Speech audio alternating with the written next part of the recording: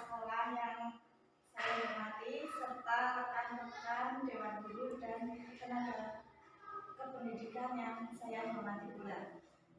Terima kasih saya ucapkan atas waktunya yang telah bersedia memenuhi undangan saya untuk menghadiri sosialisasi yang merupakan sebenarnya ini adalah tugas saya nih Pak. Ini tugas pengibasan dari modul 1.4 selaku guru penggerak angkatan 5 Banjarnegara. Pada sosialisasi hari ini saya akan menyampaikan maksudnya saya tidak bermaksud menggurui ya Pak, Ibu guru semuanya. Di sini kita nanti sharing, bukan menggurui tapi kita sharing tentang budaya positif yang ada di sekolah kita.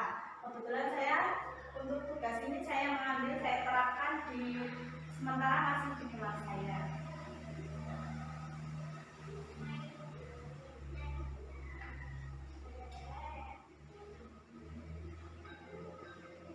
Sebelum kita melangkah ke apa itu budaya positif, di sini saya akan memaparkan sedikit tentang pemikiran atau filosofi pemikiran Ki Hajar Dewantara tentang pendidikan. Menurut Ki Hajar Dewantara, tujuan pendidikan adalah menuntut segala kodrat pada anak agar mereka mencapai keselamatan dan kebahagiaan yang setinggi-tingginya, baik sebagai manusia maupun sebagai anggota masyarakat. Ki Hajar Dewantara menegaskan bahwa dalam mendidik hendaknya sesuai dengan kodrat alam dan kodrat zamannya, sehingga pendidikan itu bersifat statis namun dinamis, dan dalam mendidik anak merasa nyaman dan aman. Nah, di sini menurut filosofi pemikiran Ki Hajar Dewantara bahwa pendidikan itu tidak mengharuskan anak-anak stuck di kursi atau di meja mereka masing-masing ya.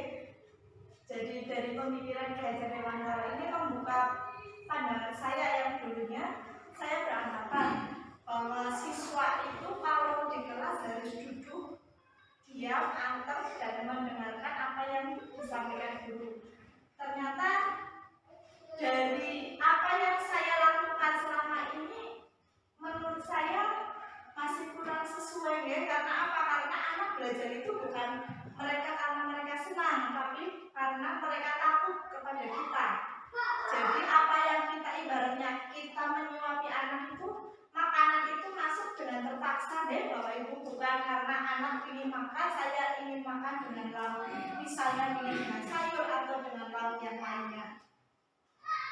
Nah, di sini saya akan mengajak Bapak Ibu guru semua untuk mencoba pandangan kita yang dulunya beranggapan bahwa kita dapat mendikte atau mengontrol anak agar anak sesuai dengan apa yang kita harapkan.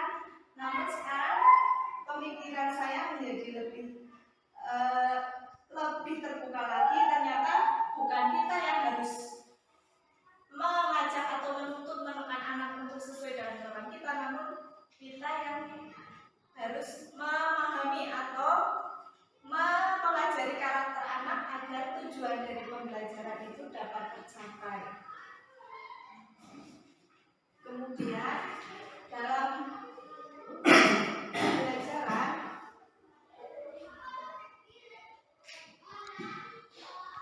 di sini Ki Hajar Dewantara mengibaratkan kita itu seorang guru adalah petani, di mana seorang petani harus bisa menanam atau menebar benih.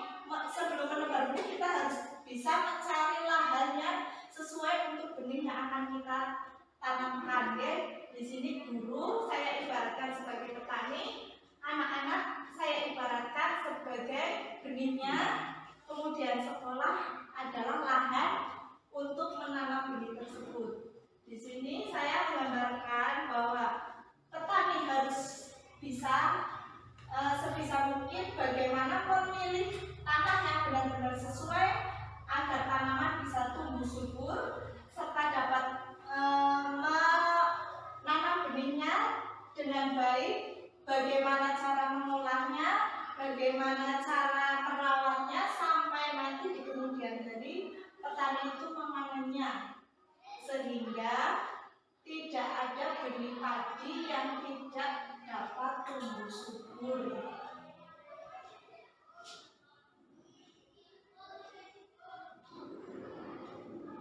Nah, dari itu tadi kita kembali lagi dari tujuan pertama pembahasan dari modul yang saya bahas, yaitu di dalam budaya positif. Kenapa saya mengambil tema tentang budaya positif? Karena berdasarkan dari latar belakang pembelajaran di kelas dikatakan berhasil apabila dalam pembelajaran dapat berlangsung dengan menyenangkan, di mana di dalamnya terdapat suasana yang rileks, bebas dari tekanan, aman, menarik, bangkitnya minat belajar, adanya keterlibatan penuh perhatian peserta didik tercurah, lingkungan belajar yang menarik, bersemangat, perasaan gembira, dan konsentrasi tinggi.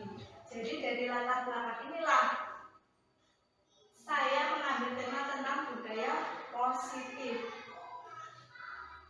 Di sini dikatakan tentang minat belajar agar bangkit, aman, menarik, sehingga siswa dapat tertarik ya Bapak Ibu. Jadi di sini saya berpikir bagaimana nantinya kita sebagai guru dapat menciptakan suasana sekolah, suasana kelas agar siswa dapat merasakan ketenangan, kenyamanan, dan mereka merasa bergembira, menikmati atau senang dengan pembelajaran yang kita terapkan, dengan keyakinan sekolah yang kita berikan kepada anak-anak.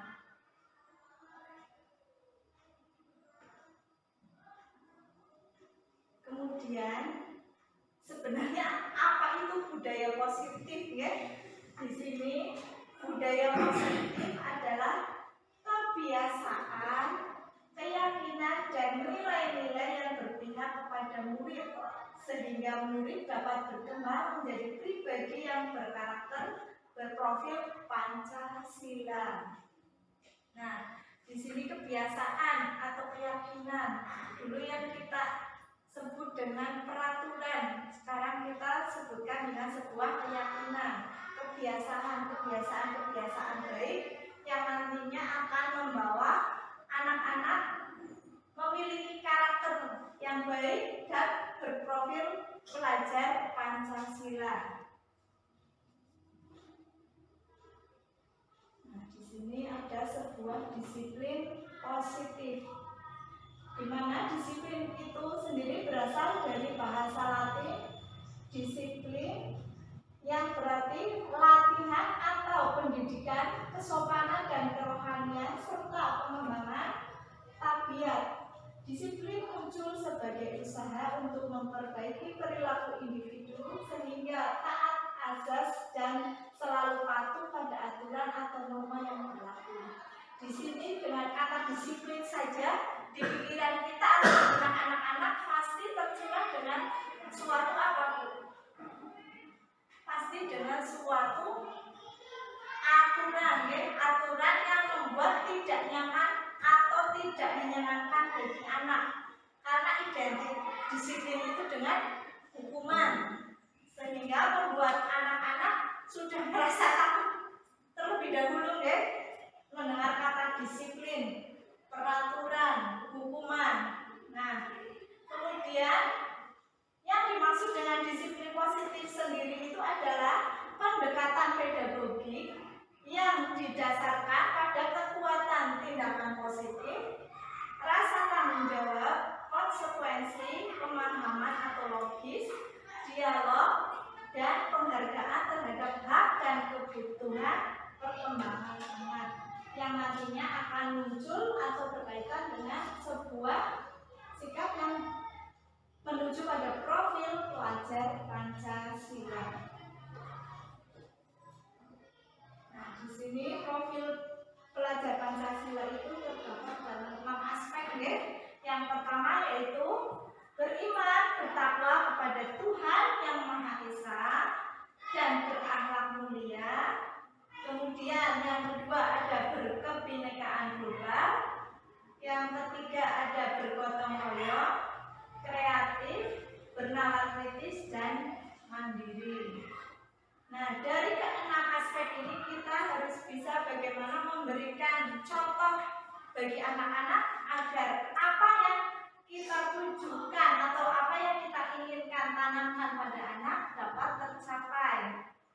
Dengan tadi kita memberi kebebasan, keterbukaan pada anak untuk memilih apa yang mereka yakini mereka bisa. Faktor pertama tentang beriman, bertakwa kepada Tuhan Yang Maha Esa, dan berakhlak mulia. Sepertinya kalau di sekolah kita sudah kita terapkan setiap hari, ya Bapak Ibu, seperti adanya kegiatan tadarus Al-Quran sebelum masuk atau mulai pembelajaran bagi kelas tinggi, kelas 4, 5, dan 6. Bagi kelas rendah, hafalan doa-doa dan iqra dengan guru kelas masing-masing. Kemudian berkebinekaan global. Berkebinekaan global dalam artian di sini anak didik kita itu anak-anak yang unik, memiliki keunikan dan karakter yang berbeda-beda. Kita harus bisa menempatkan posisi kita sebagai teman mereka sehingga dapat lebih memahami apa yang dibutuhkan, apa yang diinginkan oleh anak-anak. Kemudian bergotong royong karena sekarang sudah sangat jarang ya anak-anak yang peka dengan kebutuhan atau apa kekurangan orang lain, sehingga kita nanti akan berusaha memulihkan kembali bagaimana cara kita membuat anak dapat memiliki rasa bergotong royong atau kebersamaan.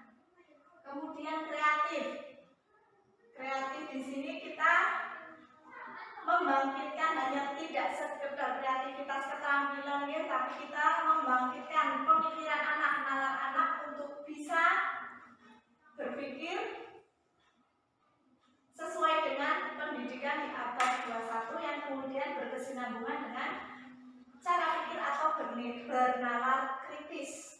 Bernalar kritis di sini kita berharap anak-anak kita dapat menyampaikan atau mempunyai pemikiran jauh yang lebih baik sesuai apa yang nanti akan dicapai pada pembelajaran abad 21. Kemudian kemandirian di sini kita akan membawa anak-anak untuk belajar menyelesaikan masalah yang mereka hadapi sendiri. Contohnya kita dapat sebagai tempat untuk mereka berkonsultasi, berajak pendapat. Ya, jadi kita menunturkan saja karena di sini seorang guru berperan hanya sebagai fasilitator, menjembatani, ya, bukan mengarahkan tapi menjembatani dan memberi, bukan mengarahkan tapi memberi tuntunan atau arahan agar anak-anak dapat menjadi pribadi yang lebih mandiri.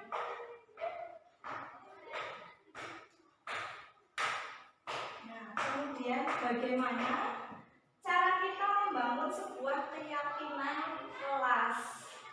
Sebenarnya tadi keyakinan kelas itu sendiri sama halnya dengan peraturan atau tata tertib yang akan kita terapkan di dalam kelas. Namun dalam orientasi kepada siswa tentang pentingnya kesepakatan kelas bagi kelancaran proses belajar.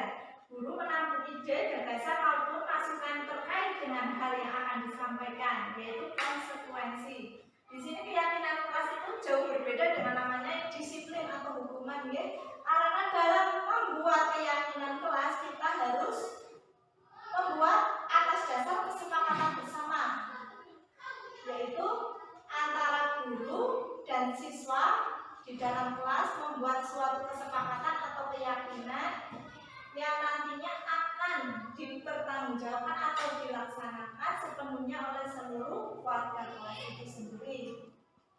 Contohnya untuk kebersihan, untuk kedisiplinan, dan masih banyak lainnya lagi.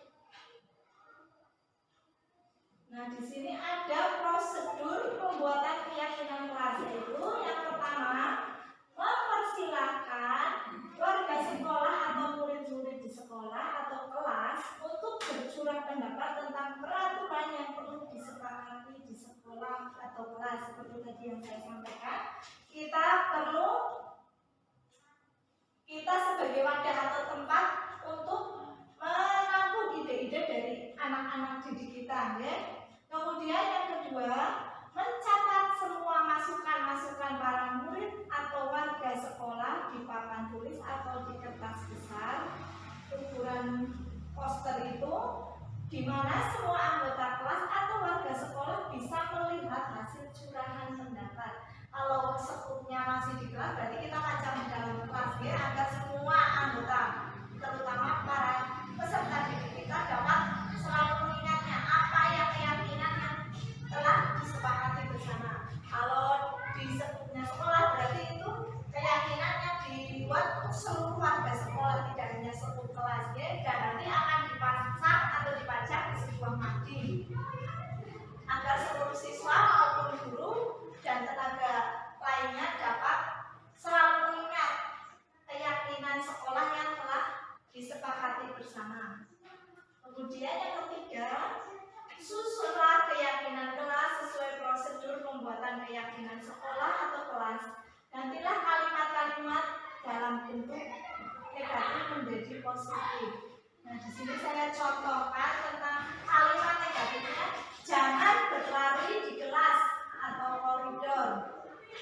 Kemudian kalimat positifnya, berjalanlah di kelas atau koridor. Nah, di sini antara jangan dan berjalanlah itu sangat berbeda jauh, ya Pak Bu, karena di pembelajaran merdeka ini kita tidak boleh menggunakan kata-kata yang tidak semestinya atau tidak mengarahkan siswa untuk bersikap baik. Dan di sini kata jangan kita sebaiknya tidak menggunakan lagi, kita arahkan menjadi kalimat yang lebih positif dan dapat diterima anak dengan baik. Kemudian yang keempat, tinjau kembali daftar curah pendapat yang sudah dicatat. Dalam artian, keyakinan yang tadi kita sudah susun, kita bacakan kembali, kita cek ulang apakah benar-benar sudah disepakati oleh seluruh anggota atau warga sekolah atau kelas. Misalnya tadi sudah kita susun, masih ada yang belum sepakat, kita kaji ulang agar mencapai sebuah kesepakatan. Kemudian yang kelima, tinjau ulang keyakinan sekolah atau kelas secara bersama-sama. Nah, dari tadi itu nanti setelah dicek ulang, setelah dikaji ulang bersama, baru akan, setelah keyakinan sekolah atau kelas selesai dibuat, maka semua warga kelas dipersilakan meninjau ulang dan menyetujuinya dengan menandatangani keyakinan sekolah atau kelas tersebut, termasuk guru dan semua warga atau murid. Kemudian yang ketujuh, keyakinan sekolah kelas selanjutnya bisa diletakkan di dinding kelas di tempat yang mudah dilihat semua warga kelas. Jika semua kesepakatan atau keyakinan sudah mencapai sepakat oleh semua warga sekolah atau warga kelas, nanti dalam papan atau draft yang sudah dibuat, kita cantumkan tanda tangan yang lebih mengakuratkan keyakinan kelas yang sudah dibuat bersama.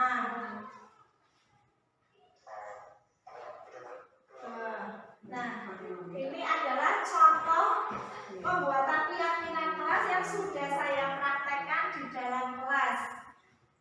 Saya meminta atau bertukar pendapat dengan siswa tentang keyakinan kelas yang akan disepakati bersama. Karena saya kebetulan di kelas 1, maka siswa-siswa saya belum bisa menulis sendiri, sehingga saya bantu untuk menulis di sebuah kertas klip.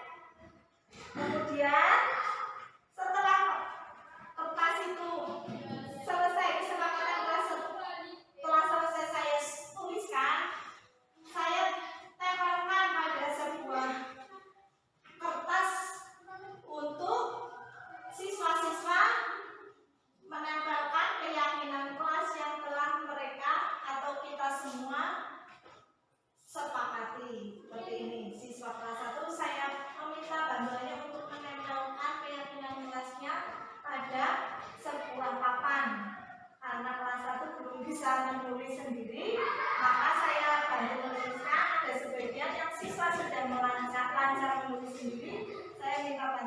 untuk menuliskan. Nah, ini adalah contoh sebuah keyakinan kelas yang telah saya praktekkan di dalam kelas saya. Adapun tadi dari isi keyakinan kelas 1 yang telah saya buat, yaitu diantaranya 1, setiap anggota kelas perlu datang. Maksudnya datang, yaitu salah ketik jadi dating. Salah datang, perlu datang tepat waktu. Kemudian setiap anggota kelas perlu belajar. Setiap anggota kelas perlu senang. Setiap anggota kelas perlu melakukan tugas. Setiap anggota kelas perlu saling menghargai. Dan setiap anggota kelas perlu merasa aman dan nyaman. Kenapa saya hanya menuliskan 6? Karena dalam sebuah keyakinan kita tidak terlalu banyak membuatnya, karena itu akan semakin memberatkan anak-anak. Kita cukup membuat keyakinan kelas yang secara garis besar yang intinya sering anak-anak lakukan. Contohnya datang tepat waktu, itu untuk mengaitkan tentang kedisiplinan agar anak-anak bisa datang tepat waktu, tidak ada yang terlambat lagi. Kemudian perlu belajar. Nah, di dalam kelas mereka perlu adanya sebuah pembelajaran. Mereka harus belajar dengan situasi atau kondisi yang dibutuhkan oleh anak. Kita harus bisa menciptakan bagaimana siswa agar terasa nyaman saat belajar. Kemudian perlu senang. Senang di sini seperti tadi yang saya sampaikan, anak-anak tidak merasa tertekan. Mereka bisa bergembira, senang mengikuti pelajaran agar apa yang kita sampaikan dapat diterima baik oleh anak. Kemudian perlu melakukan tugas. Tugas di sini yaitu ada tugas yang formatif, misalnya ada tugas yang kita berikan untuk dikerjakan, ada juga tugas yang berupa piket kelas. Nah, di kelas 1 saya sudah buat sebuah jadwal piket sebagai ajang latihan anak-anak untuk berlatih mandiri. Karena nanti dengan terbiasa piket kelas di sekolah, saya berharap anak-anak dapat menerapkannya di rumah dengan membantu orang tua menyapu di rumah atau membersihkan rumah, mencuci piring dan lain sebagainya. Kemudian setiap anggota kelas perlu saling menghargai. Nah, di sini titik disinilah yang paling saya ingin kembangkan. Karena apa? Anak-anak terkadang lupa apa itu menghargai orang lain. Cenderung mereka akan bersikap semaunya sendiri, karena mungkin untuk kelas 1 peralihan dari TK-nya taman kanak-kanak yang tadinya hanya bermain, kemudian masuk ke jenjang pendidikan formal di kelas 1. Di fase-fase perubahan kita memang harus perlu banyak membuat anak-anak memperbaiki perilaku-perilaku yang dulunya suka lari-lari di kelas, yang suka mengganggu temannya. Sedikit demi sedikit kita mulai perbaiki. Kemudian untuk setiap anggota kelas perlu merasa aman dan nyaman. Nah, aman dan nyaman di sini saya berharap anak-anak di sekolah itu sama seperti mereka berada di rumah, di bawah perlindungan orang tua. Nah, di sekolah kita sebagai wakil dari orang tua agar anak-anak merasa nyaman. Bukannya takut, tapi mereka akan merasa nyaman dan dekat dengan seluruh warga atau anggota kelas.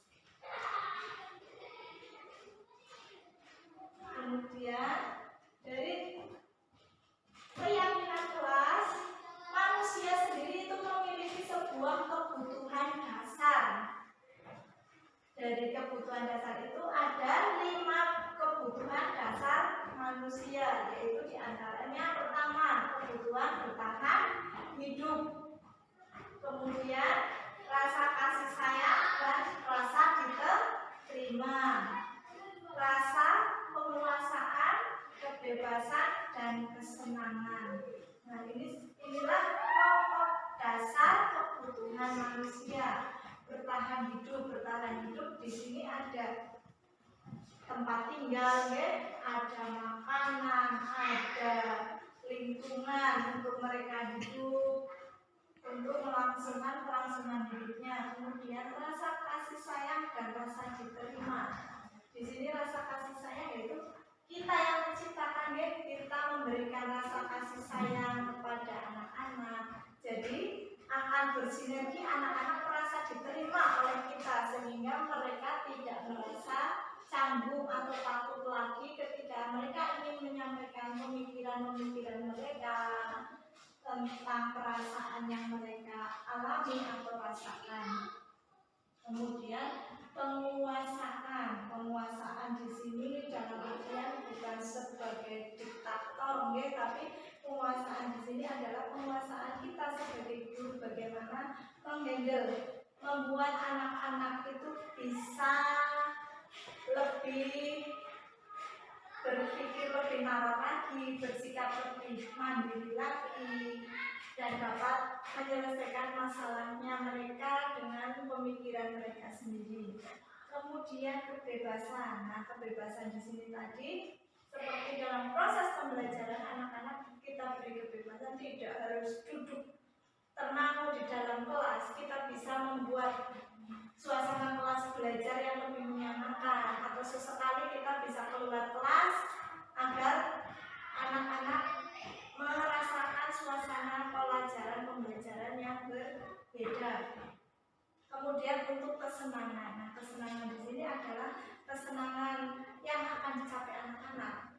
Dia akan merasa senang, merasa nyaman, namun tujuan pembelajaran akan tetap tercapai. Setelah tadi ada kebutuhan dasar manusia, sekarang adalah posisi kontrol. Di sini ada 5 posisi kontrol seorang guru.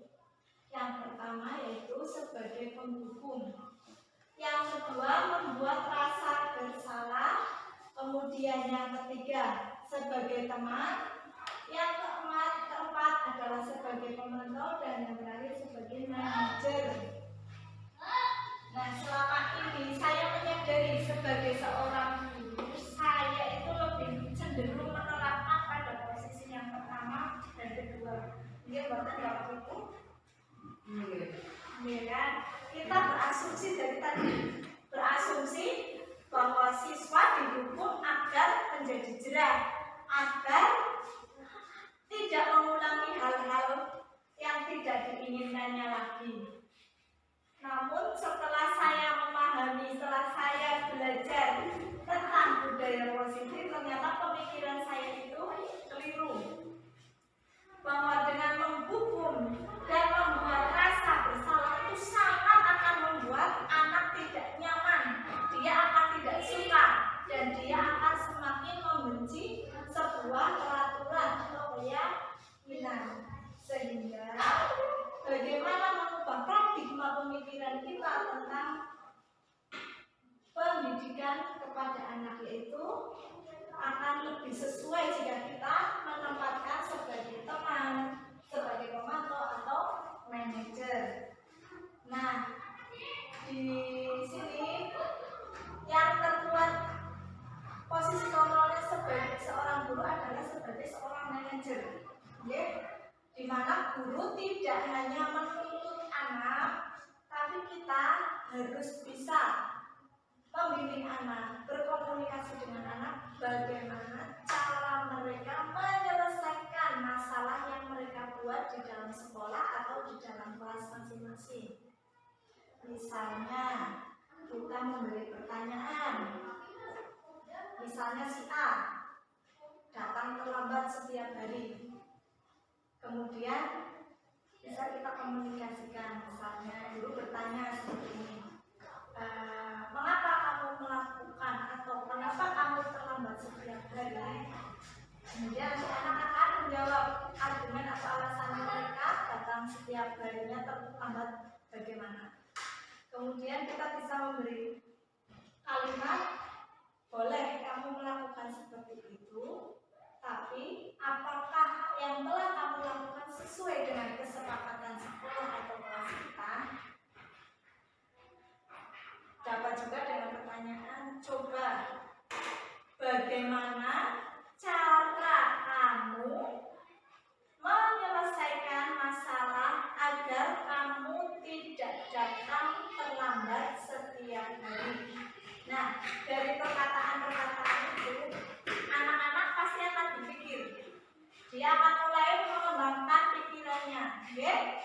tadi memberikan alasan, kemudian memberi penguatan jawabannya, dan yang terakhir dengan meminta penyelesaiannya. Nah, disitulah posisi kontrol guru sebagai manajer, harus bisa memanage anak, bagaimana dia bisa mengatasi permasalahannya sesuai dengan keyakinan yang telah disepakati.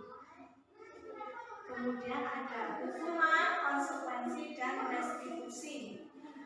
Hukuman merupakan suatu yang menyakitkan, ya tadi sudah saya sampaikan. Kemudian untuk konsekuensi sebenarnya hampir sama dengan sebuah hukuman. Namun untuk konsekuensi bertahannya anak misalnya merasa tidak nyaman, dia marah dan lain sebagainya itu hanya sementara, bersifat sementara. Namun jika hukuman, anak akan merasa tidak nyaman itu dalam waktu yang lama, bahkan sampai mungkin mereka besar, mereka akan selalu mengingatnya, ya saya pernah dihukum seperti ini dulu sama oleh bapak atau ibu guru di sekolah. Nah, kemudian ada sebuah restitusi. Restitusi itu apa ya? Restitusi adalah proses menciptakan kondisi bagi murid untuk memperbaiki kesalahan mereka sehingga mereka bisa kembali kepada kelompok mereka dengan karakter yang lebih kuat. Restitusi juga merupakan proses kolaboratif yang mengajarkan murid untuk mencari solusi untuk masalah mereka dan membantu murid berpikir tentang orang seperti apa yang mereka inginkan dan bagaimana mereka harus memperlakukan orang lain. Itu kutipan saya ambil dari Gosen 2 tahun 2004. Restitusi merupakan proses menciptakan kondisi seperti yang tadi saya sampaikan, ya. Kita berdiskusi, kita ngobrol dengan anak, apa akar dari permasalahan anak, kemudian bagaimana dia akan menyelesaikannya, dan bagaimana dia akan bertanggung jawab. Nah, di sini ada dari restitusi tadi itu kita akan mencapai sebuah segitiga restitusi. Segitiga restitusi itu sebenarnya apa ya? Nah, di sini ada yang dinamakan segitiga restitusi itu adalah proses pemecahan masalah dari permasalahan yang dihadapi siswa itu sendiri. Di sini ada validasi tindakan yang salah, menstabilkan identitas, dan menanyakan keyakinan. Nah, dari ketiga aspek ini kita tidak bisa, maksudnya tidak perlu harus sesuai urutan dan ketiga-tiganya itu harus terlaksana, ya.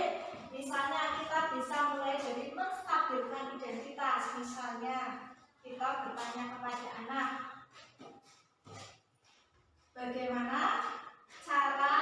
bagaimana mereka melakukan kesalahan tersebut tadi. Misalnya datang terlambat, kenapa? Alasannya apa?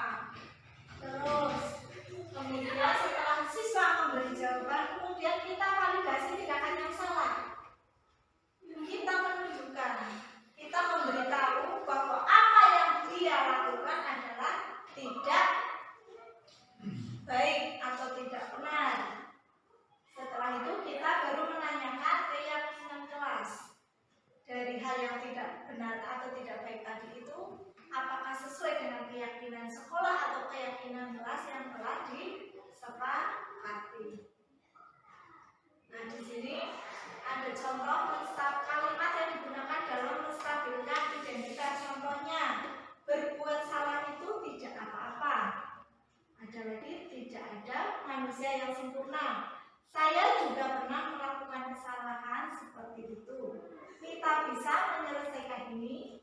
Bapak atau ibu tidak tertarik mencari siapa yang salah, tapi bapak atau ibu ingin mencari solusi dari permasalahan ini. Ada kalimat juga, kamu berhak merasa begitu. Apakah kamu sedang menjadi teman yang baik untuk dirimu sendiri? Ini adalah kalimat-kalimat dari menstabilkan identitas yang dapat kita gunakan. Kemudian ada validasi tindakan yang salah. Kita dapat menggunakan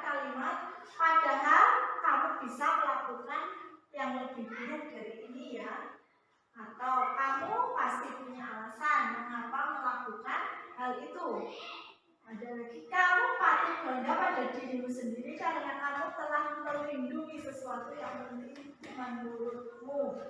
Kamu boleh mempertahankan sikap itu, tapi kamu harus menemukan sikap yang baru. Itulah contoh-contoh dari kalimat validasi tindakan.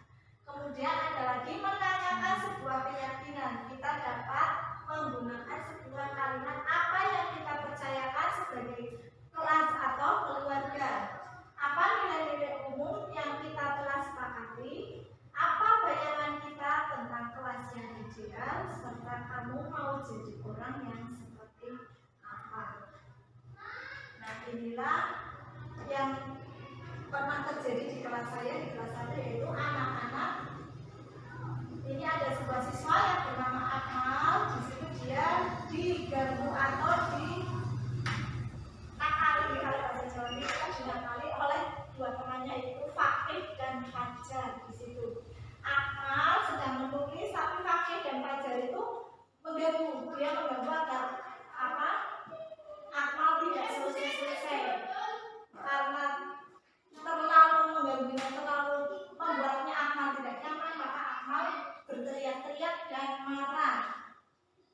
Kemudian saat istirahat saya panggil Akmal, si Fajar dan Fakih. Kita menyelesaikan masalah dengan menggunakan segitiga restitusi tadi, dari memvalidasi tindakan yang salah, mengidentifikasi permasalahan, dan menanyakan keyakinan kelas.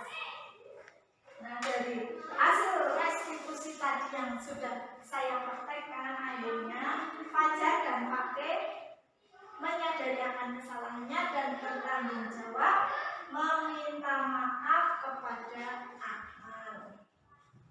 Nah,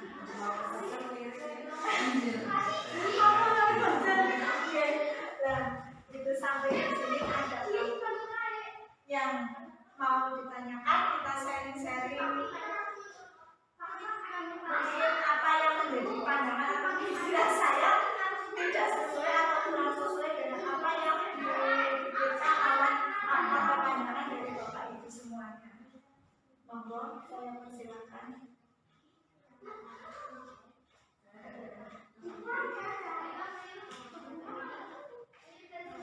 Jika tidak ada, maka saya cukupkan. Saya rasa pemikiran kita nanti perlahan kita saling berkolaborasi, ya Bapak Ibu. Kita memperbaiki paradigma pemikiran kita tentang disiplin positif atau budaya positif yang ada di sekolah kita.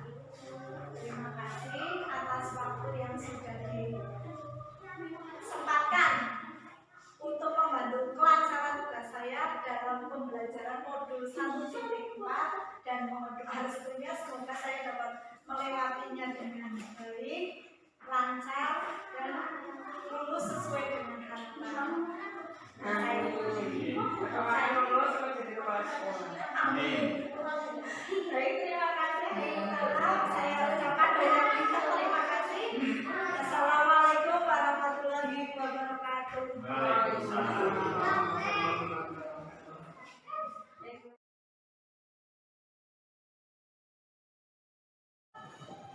Selamat pagi anak-anak. Hari ini kita akan membuat sebuah keyakinan kelas. Kita akan membuat sebuah sepakat apa keyakinan kelas, ya? Keyakinan kelas kita buat untuk apa? Kita buat bersama kesepakatannya. Apa yang akan kita sepakati bersama? Kemudian nanti kita jalankan bersama seluruh warga anggota kelas 1, termasuk Bu Guru, ya. Nah, nanti Bu Guru akan menuliskan keyakinan kelas itu ada di dalam kertas ini, ya. Nanti Bu Guru minta bantuan kalian untuk menempelnya. Nah, keyakinan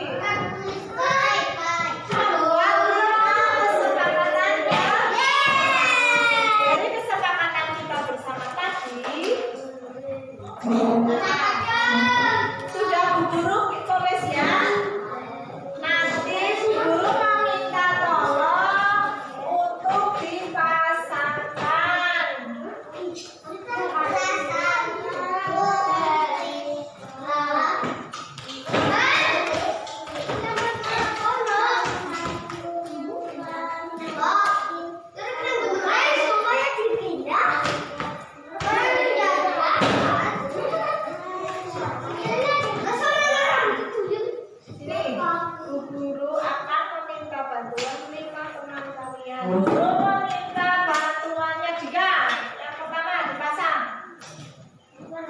Di sini.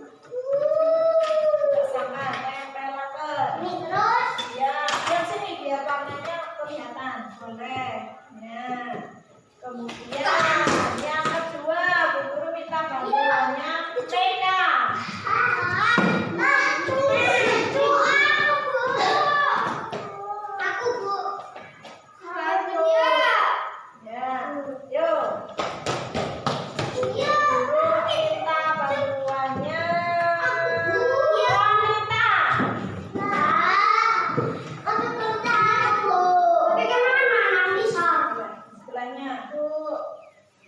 Nanti kita buat pertanyaan lagi. Kemudian Reza.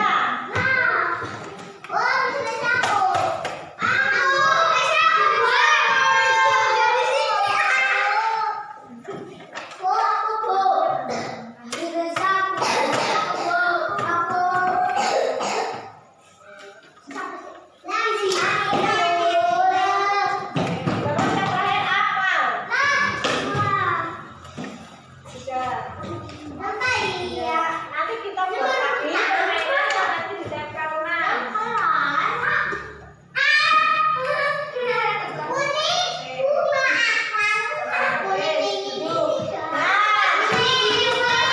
Dari keyakinan yang kita buat tadi itu berarti harus kita harus menjalankan secara bersama-sama ya. Oke, yang pertama, setiap anggota kelas 1 perlu datang tepat waktu. Berarti pagi datangnya pagi. Terus yang kedua, setiap anggota kelas 1 perlu kondisi yang aman dan nyaman. Itu artinya bagaimana? Kita tidak boleh bertengkar, tidak boleh mengganggu teman yang lainnya, paham? Tidak. Yang ketiga, setiap anggota kelas 1 perlu menjaga kebersihan kelas. Berarti kebersihan kelas menjadi tanggung jawab siapa? Tanggung jawab siapa? Kebersihan kelas? Semuanya kalian dan Bu guru. Untuk itu kelasnya tidak boleh sampai kotor. Nanti kita tidak nyaman. Kemudian yang keempat, setiap anggota kelas bagaimana? Perlu melakukan tugasnya. Tugas di sini apa maksudnya? PR-nya harus dikerjakan tepat waktu. Saat tiket, bagaimana saat tiket melaksanakan tiket dengan tanggung jawab. Saat mengerjakan soal tugas harus disiplin. Kemudian yang kelima, setiap anggota kelas perlu bersikap baik. Tidak boleh membuat teman tidak nyaman, marah-marah, bermain sendiri ya. Jadi kelima keyakinan itu kita sepakat? Sepakat apa tidak? Baik, kalau sepakat kita jadikan keyakinan ke kelas. Bu guru pindahkan ya.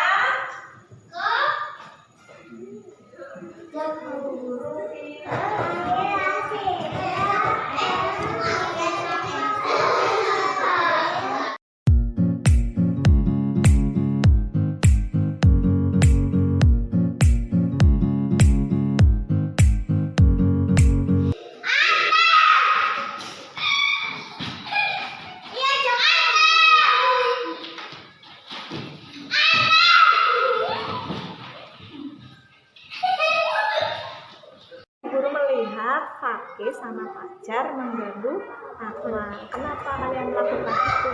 Boleh diberitahu? Kenapa? Bosen di kelas ya, jenuh, kepingin bermain. Kalau kalian melakukan itu, Tapi jangan membuat teman kalian tidak nyaman. Kira-kira tindakan apa yang akan kalian pertanggungjawabkan kepada Akmal? Bagaimana? Siap meminta maaf pada Akmal? Siap. Terima kasih ya. Kalian sudah siap meminta maaf kepada Akmal nanti ya. Nah, kalian tahu tindakan kalian tidak sesuai dengan keyakinan kelas kita ya. Karena apa? Di dalam keyakinan kelas kita tidak boleh membuat teman tidak nyaman. Jadi perbuatan yang tadi jangan diulangi lagi ya.